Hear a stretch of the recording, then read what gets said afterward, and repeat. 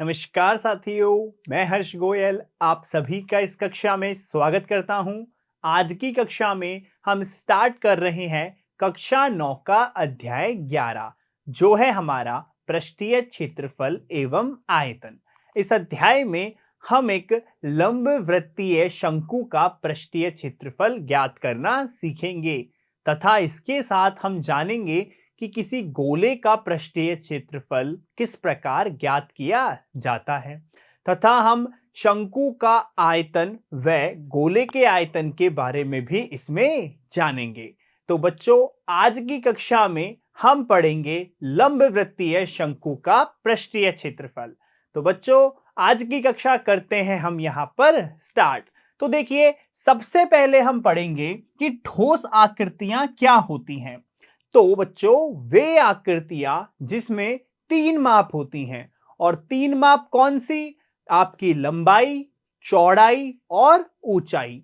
तो वे आकृतियां जिनमें लंबाई, चौड़ाई तथा ऊंचाई जैसी तीन माप होती हैं हमारी त्रिविम आकृतियां या फिर हम ठोस आकृतियां कहलाती हैं। क्लियर बच्चों? तो आपकी तीन माप होंगी, लंबाई, चौड़ाई और ऊंचाई। तो ऐसी आकृतियों को हम ठोस आकृतियां कहेंगे। जैसे कि देखिए, आपका घन हो गया, घनाभ हो गए, बेलन हो गए, शंकु हो गया और गोला हो गया। इन सभी में क्या है आपके पास? लंबाई भी है। देखो, लंबाई, चौड़ाई और ऊंचाई। इसी प्रकार यहां पर भी आपको लंबाई, चौड़ाई और ऊंचाई मिल जाएगी। ठीक है बच्चों, तो ये समझ में आया आपको। अब आप देखिए कि क्षेत्रफल क्या होता है। क्या बात कर रहे हैं हम कि क्षेत्रफल क्या होगा। देखो, जो हमारी ये आकृतियां थी, इनके द्वारा जो घेरा गया स्थान होता है वो हमारा क्षेत्रफल होता है। जैसे मान लीजिए कि आपके पास एक घनाभ है। क्या है ये? आपके पास एक घनाभ है। घनाभ में कौन सी आकृति कह सकते हैं? मान लीजिए कि आपकी एक माचिस की डब्बी। तो ये क्या हो गई? आपके पास एक घनाभ हो गई। तो ये आकृति जितना भी आपका स्थान घेरेगी वो सब क्या होगा? हमारा इसका क्षेत्रफल होगा। जैसे देखो, ये जो आकृति है आपका, ये स्थान, ये सब कुछ जितना भी घेरेगी वो सारा की सारा स्थान हमारा इसका क्षेत्रफल होगा। और क्षेत्रफल को हम वर्ग इकाई से मापते हैं। जैसे कि हम कहते हैं कि इसका क्षेत्रफल 25 है, तो इसकी इकाई क्या हो जाएगी? जैसे मीटर स्क्वायर हो गया, या फिर आप इसे कह सकते हैं सेंटीमीटर स्क्वायर, और आदि इसी प्रकार इसकी कई इकाइयां हम बता सकते हैं। ठीक है। एक होता है आपके पास आयतन। अब आप आयतन किसे कहते हैं? तो ये जो आकृतियां हैं इसमें हम जितना भी द्रव्य भर सकते हैं वो क्या कहलाती है? वो इसका आयतन कहलाती है। जैसे मान लीजिए आपके पास एक पानी की बोतल है, तो उस पानी की बोतल में जितना भी आप पानी क्या करोगे? भरोगे, वो सारा हमारा क्या होगा? उसका आयतन होगा। क्लियर बच्चों? और आयतन को हम दर्शाते हैं घन इकाई से। घन इकाई जैसे कि मीटर घात 3, सेंटीमीटर की घात 3, इस तरह से। तो ये होता है हमारा आयतन। क्लियर? तो देखिए, क्षेत्रफल क्या हो जाएगा? किसी भी वस्तु द्वारा घेरा गया स्थान उस वस्तु का क्षेत्रफल कहलाता है। और क्षेत्रफल के मापन की इकाइयां वर्ग मीटर, वर्ग सेंटीमीटर और इसी प्रकार अन्य भी होती हैं। क्लियर? अब देखिए, अब आयतन क्या होता है? किसी भी वस्तु या ठोस में भरे जा सकने वाले द्रव्य की मात्रा। क्या कह रहे हैं? किसी भी वस्तु में भरे जा सकने वाले द्रव्य की मात्रा उस ठोस का आयतन कहलाता है। और आयतन को हम ठोस की धारिता भी कहते हैं। क्या कहते हैं? ठोस की धारिता भी। और इसके मापन की इकाइयां होती हैं हमारे पास। जैसे देखो, अगर सेंटीमीटर में है तो घन सेंटीमीटर, घन मीटर, घन लीटर, घन मिलीलीटर। तो घन वाली जो इकाइयां हैं वो इसके मापन की इकाइयां होती हैं। क्लियर बच्चों? तो सभी को समझ में आ गया कि आयतन क्या है और क्षेत्रफल क्या है। तो देखिए, अब हम पढ़ने वाले हैं शंकु। तो शंकु क्या होता है? देखो, शंकु की जो हमारी आकृति होती है, वो हमारी जो जन्मदिन की टोपी होती है ना, वैसी आकृति होती है। कैसी होती है? जन्मदिन की टोपी जैसी। अब देखो, शंकु के बारे में हम क्या कह सकते हैं? तो शंकु की आकृति यदि हम बनाएं, तो देखिए, ये आपका होता है शंकु की आकृति। और इसमें हम क्या कह सकते हैं कि शंकु का जो आधार होता है वो कैसा होता है? ये हमारा वृत्तीय होता है। क्या बता रहे हैं कि शंकु का आधार ये होता है हमारे पास वृत्तीय, यानी वृत्त के जैसा। अब यदि शंकु का आधार वृत्त के जैसा है तो उसका एक केंद्र होगा। भाई, ये जो नीचे का हिस्सा है वो वृत्तीय है, तो इसका एक केंद्र होगा। अब जब इसका केंद्र होगा तो इसकी त्रिज्या भी होगी। तो इसकी त्रिज्या मान लेते हैं, केंद्र से इसकी दूरी त्रिज्या हो गई। तो ये क्या हो गया? ये हमारे शंकु के आधार की त्रिज्या हो गई। क्लियर बात है? और ये जो बिंदु होता है इसे हम कहते हैं शीर्ष। क्या कहते हैं? इसे कहते हैं शंकु का शीर्ष। और जब हम इस शीर्ष को इसके आधार यानी कि वृत्त के केंद्र से मिलाएंगे तो क्या कर रहे हैं? शीर्ष को हमने यहां पर इसके केंद्र से मिला दिया। तो ये जो दूरी है ये हो जाएगी हमारी शंकु की ऊंचाई। इसे हम कहते हैं h। क्या हो गई? ये हमारे शंकु की ऊंचाई हो गई। क्लियर? और यहां पर जो कोण होता है ये हमारा 90 डिग्री का होता है। कितने डिग्री का होता है? 90 डिग्री का। क्योंकि ये क्या है? हमारा लंब है, इसलिए कोण हमारा 90 डिग्री का बनेगा। और ये जो आपकी तिरछी ऊंचाई है ये यहां से यहां तक की, इसे हम कहते हैं त्रियक ऊंचाई। क्या कहते हैं इसे? शंकु की त्रियक ऊंचाई। और इसे हम प्रदर्शित करते हैं L से। तो ये जो साइड वाला है ये होता है त्रियक ऊंचाई, ये आपका आधार होता है वृत्तीय, ये वृत्त की त्रिज्या, और ये शीर्ष से इसके केंद्र की दूरी, ये आपके शंकु की ऊंचाई होती है। अब इसमें एक चीज समझने की बात है कि जो शंकु होता है ना, हम इसे कहते हैं लंब वृत्तीय शंकु। क्या कहते हैं इसे? हम लंब वृत्तीय शंकु भी कहते हैं। और क्यों कह रहे हैं इसको लंब वृत्तीय शंकु? तो देखो, आधार हो गया आपका क्या? वृत्तीय। और यहां पर जो हमने ये खींचा है ये है हमारा लंब, इसलिए हम इसे कहते हैं लंब वृत्तीय शंकु। आप चाहे इसे खाली शंकु कहे या फिर इसे कहें लंब वृत्तीय शंकु, दोनों एक ही है।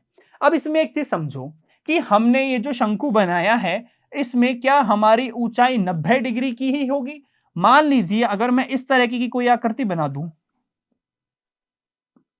ठीक है, ये वृत्तीय हो गया, ये इसकी त्रिज्या हो गई, और यहां से मैंने शीर्ष से इसको मिला दिया, तो क्या ये हमारा शंकु कहलाएगा? ये हमारा शंकु नहीं कहलाएगा। शंकु में एक बात हमेशा याद रखना कि ये जो कोण होगा वो हमारा 90 डिग्री का ही होगा, इसलिए ये हमारा शंकु नहीं होगा। समझ में आया? ये क्या नहीं होगा? ये हमारा शंकु नहीं होगा। तो क्या क्या बताया हमने शंकु में? कि इसका आधार वृत्तीय होता है, और यहां से जो केंद्र है ये त्रिज्या हो गई, केंद्र से शीर्ष की दूरी इसकी ऊंचाई होती है, और ये जो साइड की ऊंचाई है इसे हम त्रियक ऊंचाई कहते हैं।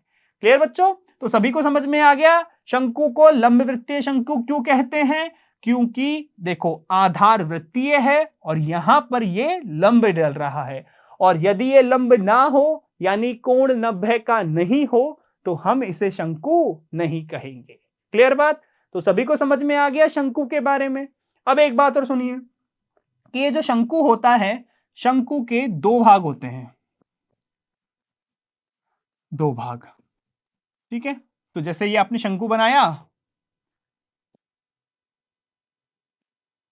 ठीक है, ये हो गई इसकी त्रिज्या और यहां से हो गया 90 डिग्री का कोण, तो ये होती है त्रियक ऊंचाई, ये इसकी त्रिज्या और ये इसकी ऊंचाई। अब एक बात समझो, तो शंकु की परिभाषा क्या कह सकते हैं कि यदि हम समकोण को, ये समकोण है, ध्यान रखना, तिरछा बना दिया मैंने, पर ये समकोण है। तो यदि हम समकोण त्रिभुज को इसके आधार के परितः घुमा दें तो हमारा शंकु बनेगा।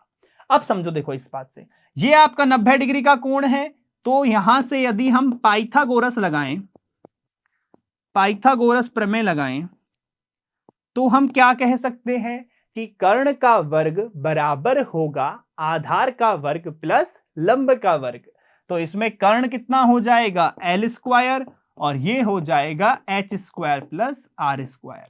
तो पाइथागोरस से हम कह सकते हैं कि शंकु की जो त्रियक ऊंचाई का वर्ग होता है वो शंकु की ऊंचाई का वर्ग प्लस शंकु के आधार की त्रिज्या का वर्ग के बराबर होता है।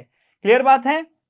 और शंकु के दो भागों की बात करें तो देखो, ये जो भाग है ये कैसा है, ये है इसका वक्र पृष्ठ। क्या है इसका, वक्र पृष्ठ। और एक होता है इसका संपूर्ण पृष्ठ। अब ये दोनों में हमने क्या बात कही है, देखो समझो क्या क्या बता रहे हैं, वक्र पृष्ठ और संपूर्ण पृष्ठ। तो वक्र पृष्ठ क्या होता है, देखो वक्र पृष्ठ जैसे मान लीजिए टोपी है आपकी, क्या है आपकी, जन्मदिन की टोपी। तो ये जो टोपी वाला जो हिस्सा है इसे तो हम कहते हैं वक्र पृष्ठ। क्या कहते हैं बच्चों, इसे हम कहते हैं वक्र पृष्ठ। और ये क्या है, नीचे से खुला हुआ है।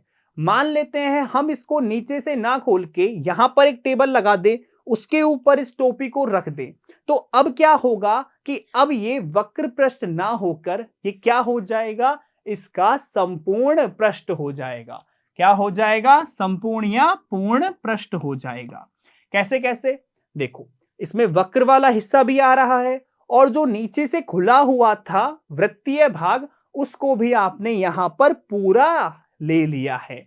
मतलब जो आपका संपूर्ण पृष्ठ होगा उसमें आपका वक्र पृष्ठ भी आएगा और नीचे का वृत्तीय भाग भी इसमें आएगा।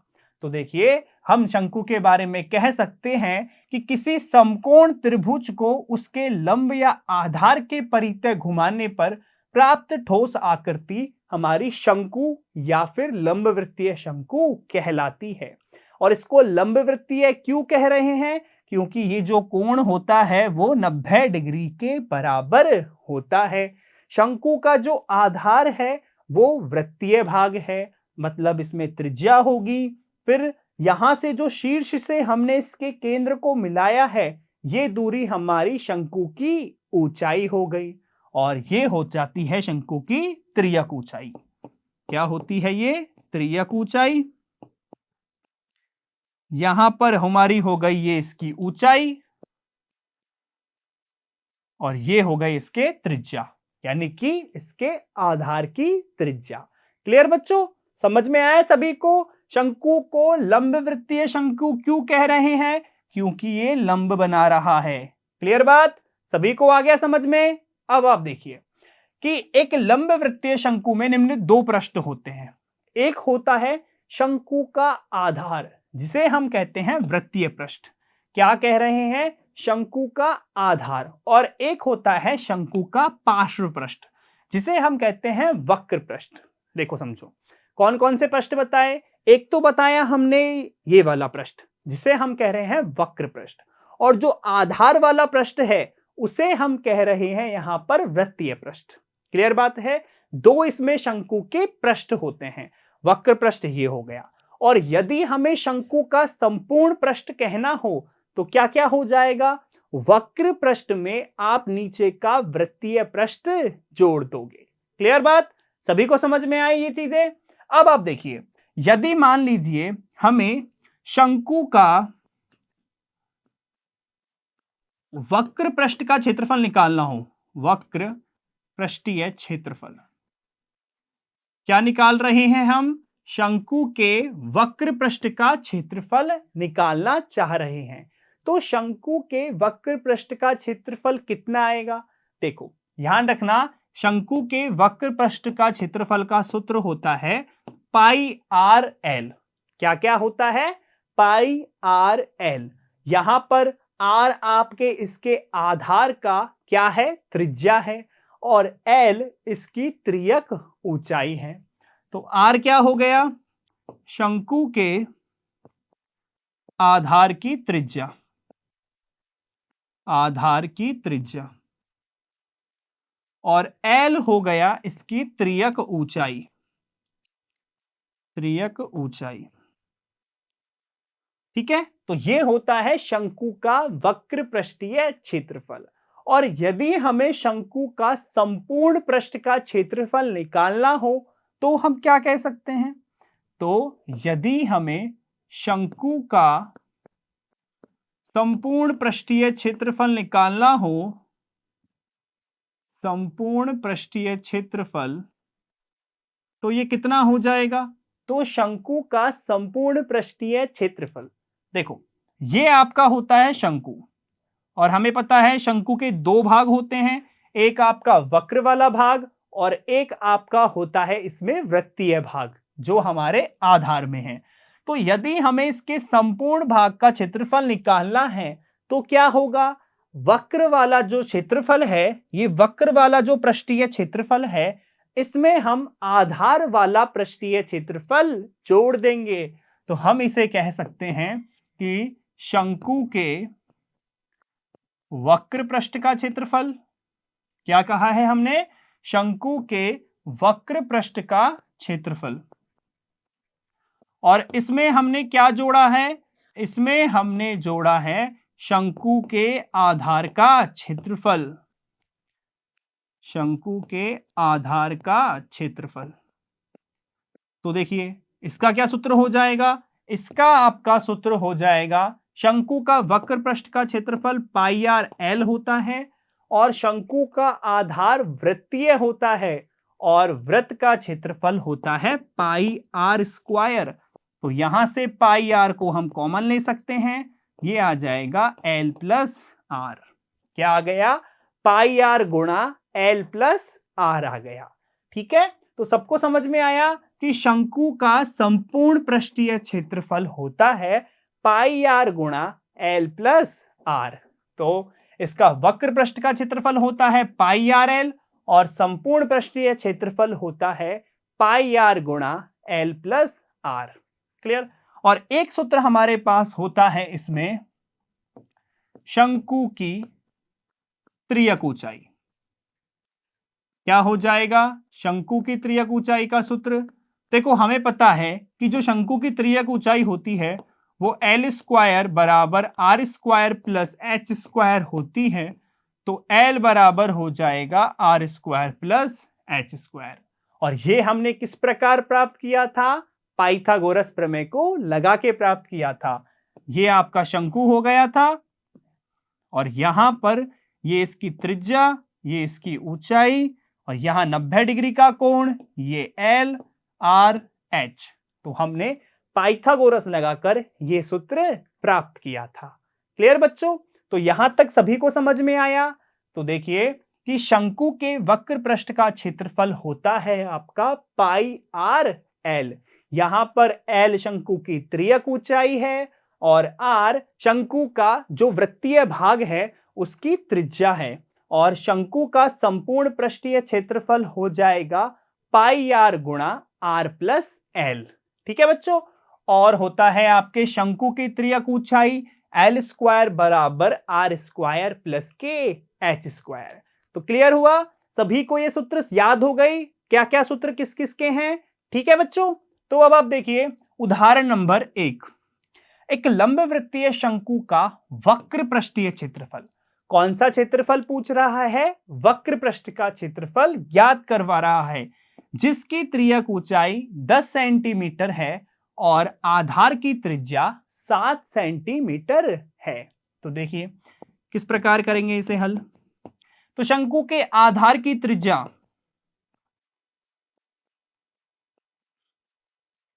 शंकु के आधार की त्रिज्या आर बराबर है हमारे पास 7 सेंटीमीटर, और हमें इसकी त्रियक ऊंचाई दी गई है। त्रियक ऊंचाई ये है हमारे पास एल बराबर 10 सेंटीमीटर। तो हमें निकालना है शंकु का वक्र पृष्ठीय क्षेत्रफल। तो देखिए शंकु के वक्र पृष्ठ का क्षेत्रफल का सूत्र वक्र पृष्ठीय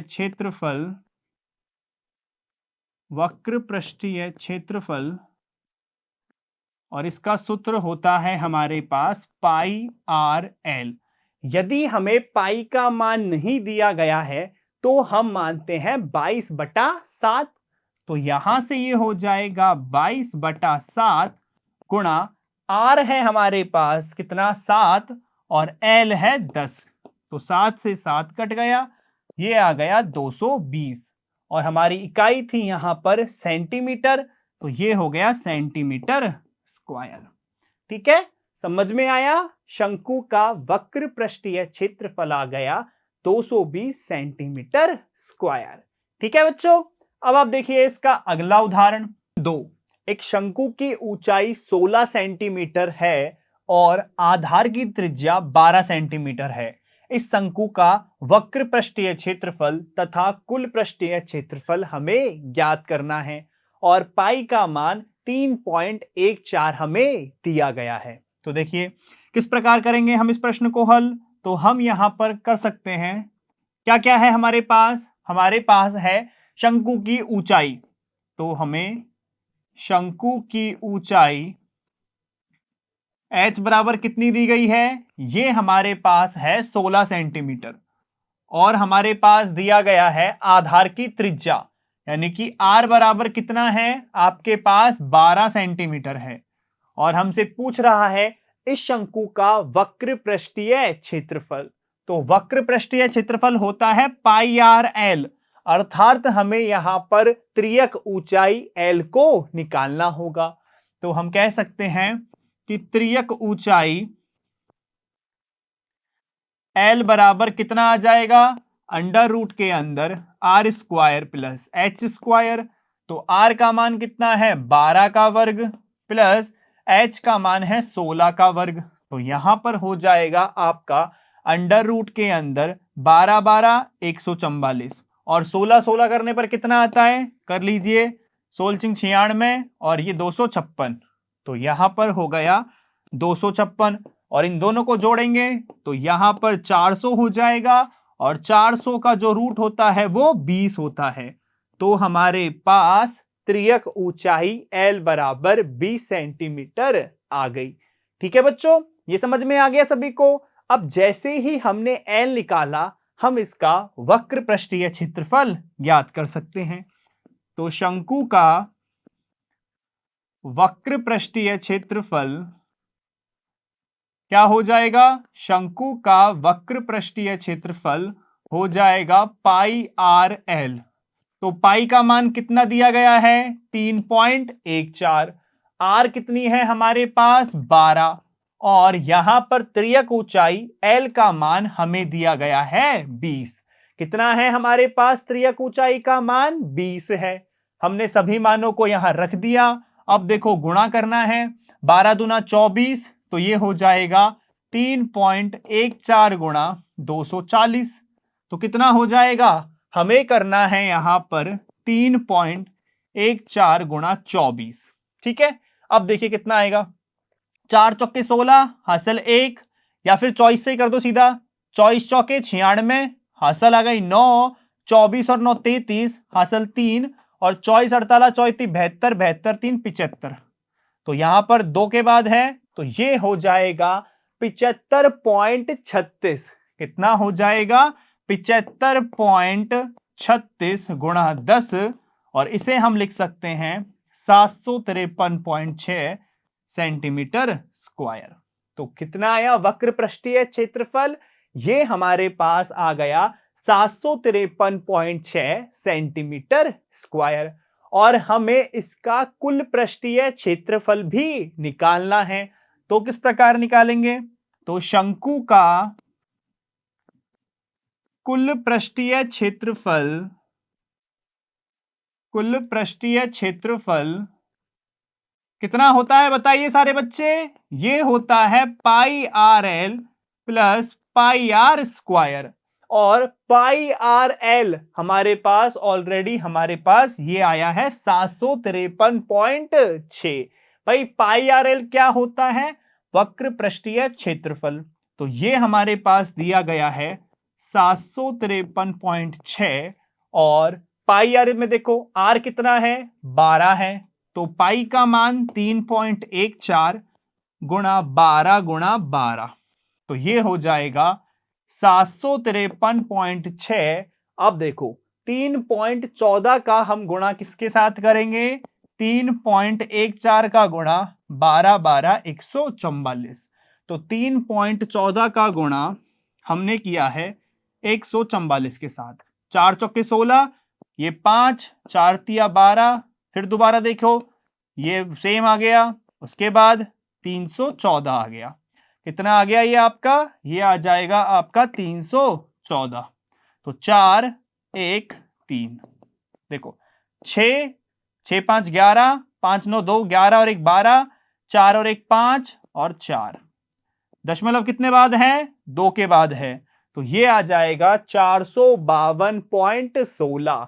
कितना आ गया ये हमारा, ये हो गया 753.6 प्लस 452.16, और इन दोनों को जोड़ेंगे तो कितना आएगा, देखिए जब हम इसमें 753.6 जोड़ेंगे तो जोड़िए 753.6, तो ये हो गया 76.325, 5 और 5 10, 7 4 11 और 1 12, तो कितना आया 1205.76 आ गया, तो ये आ गया 1205.76 सेंटीमीटर स्क्वायर।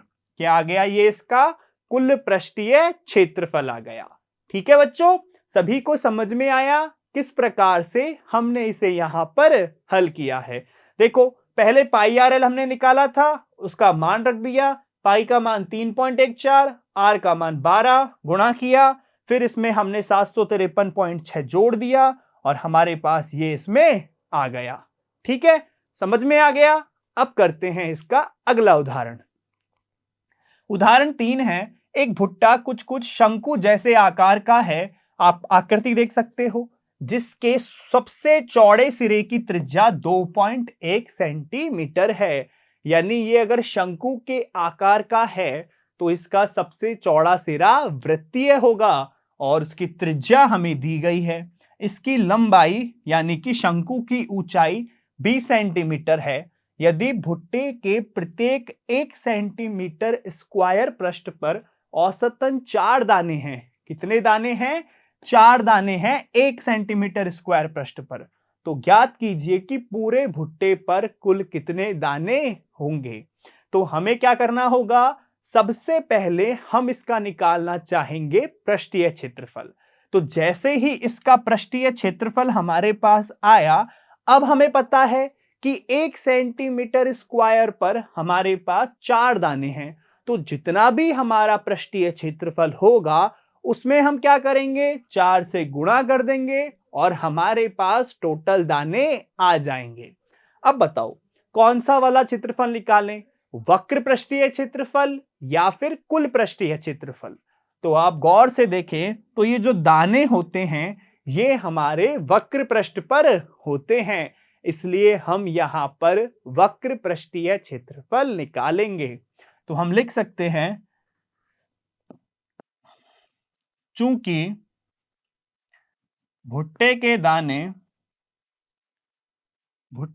दाने वक्र पृष्ठ पर होते हैं,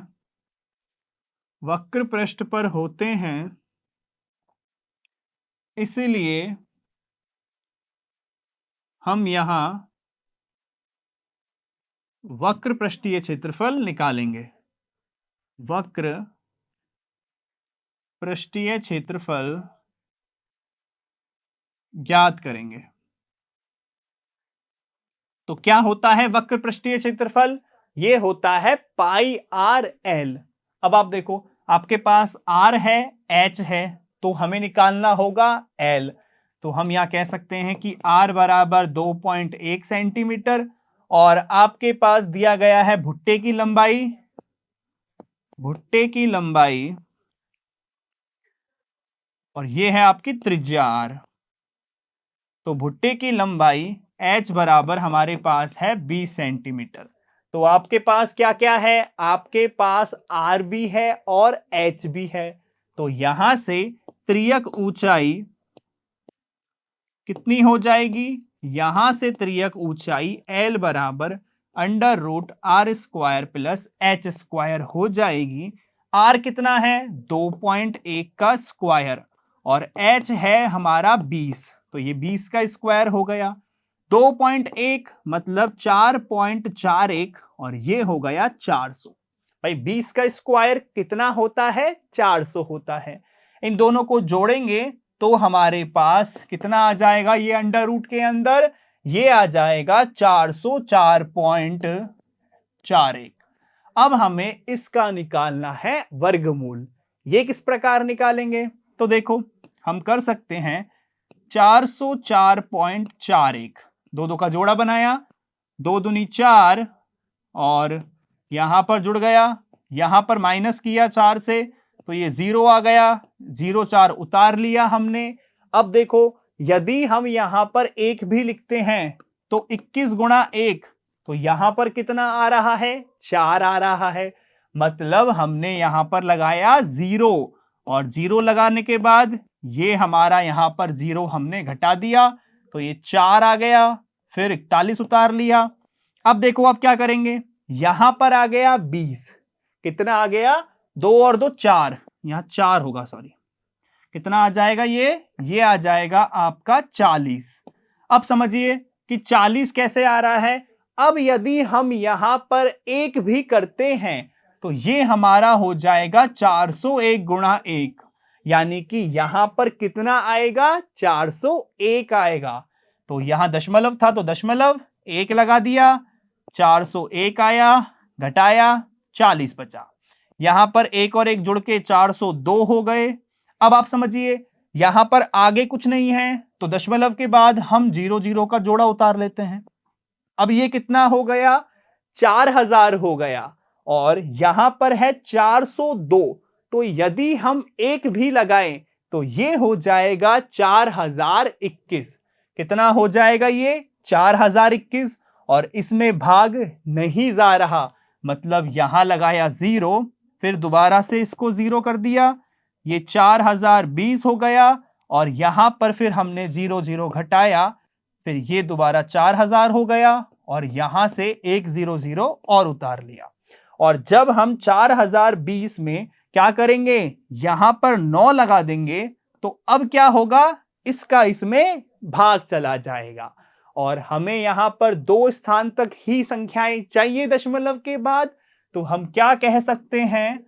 हम कह सकते हैं कि इसका जो अंडर रूट आएगा वो आएगा 20.109। कितना आएगा?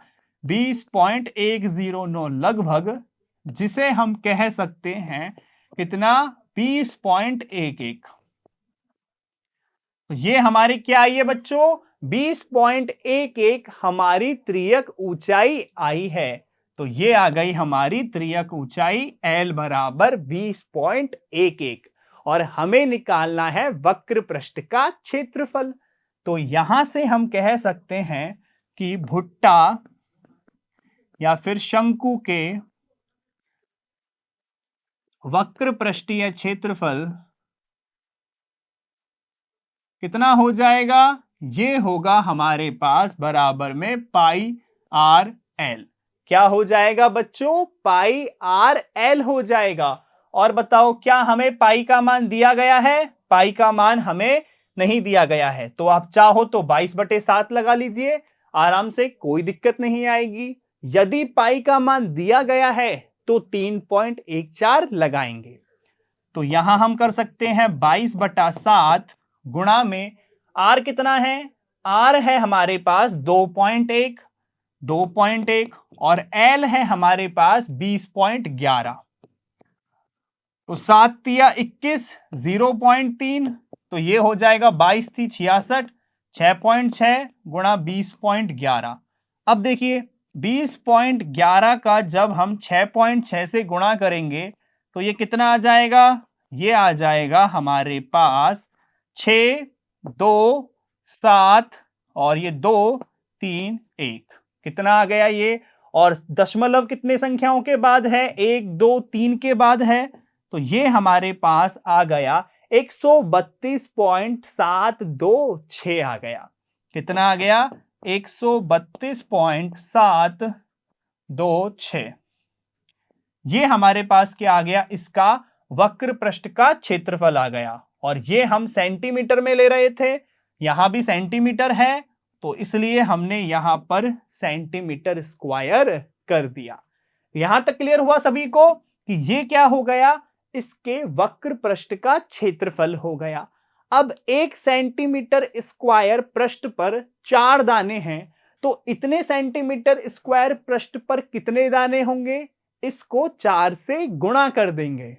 तो हम लिख सकते हैं कि यदि 1 सेंटीमीटर स्क्वायर पृष्ठ पर 4 दाने हो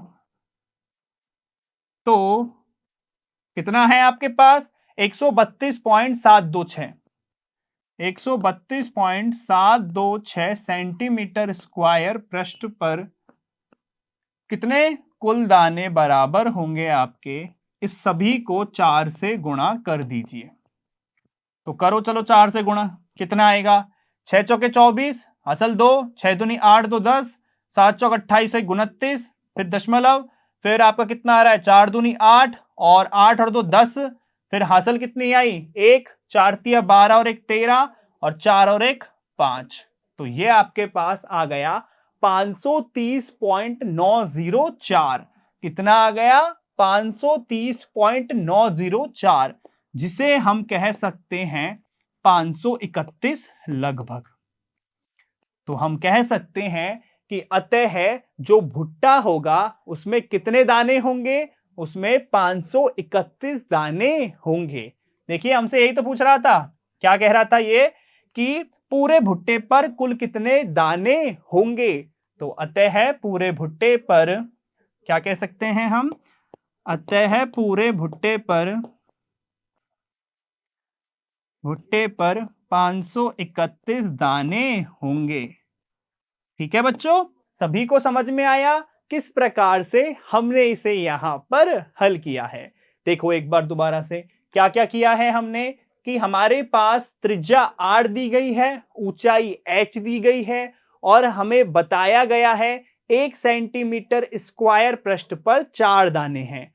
तो टोटल भुट्टे पर कितने दाने होंगे? तो हमने क्या सोचा कि पहले हम इसके वक्र पृष्ठ का क्षेत्रफल निकाल लेते हैं।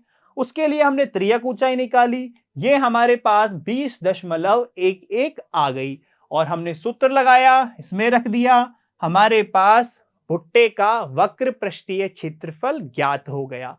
और 1 सेंटीमीटर स्क्वायर में यदि 4 दाने हैं, इसको 4 से गुणा कर दिया तो पूरे भुट्टे पर 531 दाने आ गए। ठीक है बच्चों, सभी को समझ में आया किस प्रकार से हमने इसे यहां पर हल किया है? तो बच्चों ये हो गया आपका उदाहरण। अब देखो हमने इस भाग में क्या क्या सीखा। तो हमने जाना ठोस आकृतियों के बारे में। ऐसी आकृतियां जिसमें हमारे पास 3 माप हो, लंबाई, चौड़ाई और ऊंचाई, ठोस आकृतियां कहलाती हैं। और एक हमने पढ़ा एक लंब वृत्तीय शंकु का पृष्ठीय क्षेत्रफल। उसमें हमने 2 प्रकार के क्षेत्रफल जाने। शंकु का वक्र पृष्ठ का क्षेत्रफल जो होता है पाई आर एल, और एक होता है शंकु का कुल पृष्ठीय क्षेत्रफल, वो होता है pi R L plus pi R square. ठीक है बच्चों, तो ये हो गए आपके सीखने के प्रतिफल। अब हम करते हैं इसके मूल्यांकन के कुछ प्रश्नों को। तो पहला प्रश्न है, एक शंकु के आधार पर त्रिज्या 10 सेंटीमीटर है तथा त्रियक ऊंचाई L बराबर 21 सेंटीमीटर है। शंकु का वक्र पृष्ठीय क्षेत्रफल। तो R बराबर 10 सेंटीमीटर, L बराबर 21 सेंटीमीटर। तो शंकु का वक्र पृष्ठीय क्षेत्रफल कितना होगा? ये होगा हमारे पास पाई आर एल। पाई मतलब 22/7, आर का मान है 10, एल का मान है 21, 7 तिया 21, 22 ती 66 गुणा 10, तो ये आ गया 660 सेंटीमीटर स्क्वायर। तो कौन सा सही है? ये इसका ब सही है। 660 सेंटीमीटर स्क्वायर। अब देखिए अगला प्रश्न है, यदि शंकु के आधार की त्रिज्या 5 सेंटीमीटर है तथा पूर्ण पृष्ठीय क्षेत्रफल 660 सेंटीमीटर स्क्वायर है तो शंकु की त्रियक ऊंचाई। तो देखो हमें पता है कि शंकु का पूर्ण पृष्ठीय क्षेत्रफल कितना होता है। ये शंकु का पूर्ण पृष्ठीय क्षेत्रफल ये होता है बराबर में पाई आर गुणा आर प्लस एल। तो देखो इस पूरे का मान कितना है, 660 है, फिर कितना हो जाएगा, पाई हो जाएगा। आर बराबर हमें 5 दिया गया है, तो पाई का मान हम कितना लिख सकते हैं, 22/7 लिख सकते हैं। 22/7। आर का मान लिख सकते हैं 5 और ये हो जाएगा 5 प्लस एल। अब हम इसमें क्रॉस गुणा कर देंगे, तो यहां से ये हो जाएगा 660 गुणा 7 बराबर 22 गुणा 5, 5 प्लस एल। तो यहां से 5 प्लस एल बराबर 660 गुणा 7 बटे 22 गुणा 5। कितना आ गया, 660 गुणा 7 बटे 22 गुणा 5। तो देखो कितना हो जाएगा, 22 से काटते हैं, 22 से कम 22 44 66, तो ये 30 हो गया। और 5 से काटा तो 5 6 के 30, तो 7 6 42। तो 5 प्लस एल बराबर हमारा 42 आ गया, तो एल बराबर हमारा 37 आ गया। तो कितना आया एल बराबर, ये आ गया हमारा 37 सेंटीमीटर। तो कौन सा सही है, इसमें ए इसका बिल्कुल सही जवाब है। ठीक है बच्चों, समझ में आ गया सभी को कैसे हमने इसे हल किया है। तो बच्चों ये वाला भाग करते हैं हम यहां पर समाप्त। इस भाग में हमने एक लंबवृत्तीय शंकु का पृष्ठीय क्षेत्रफल ज्ञात किया था। अब अगले भाग में हम करेंगे प्रश्नावली 11.1 को हल। तो मैं आशा करता हूं आप सभी को मेरी कक्षा अच्छी लगी होगी। मिलते हैं अगली कक्षा में, तब तक के लिए पढ़ते रहिए, बाय।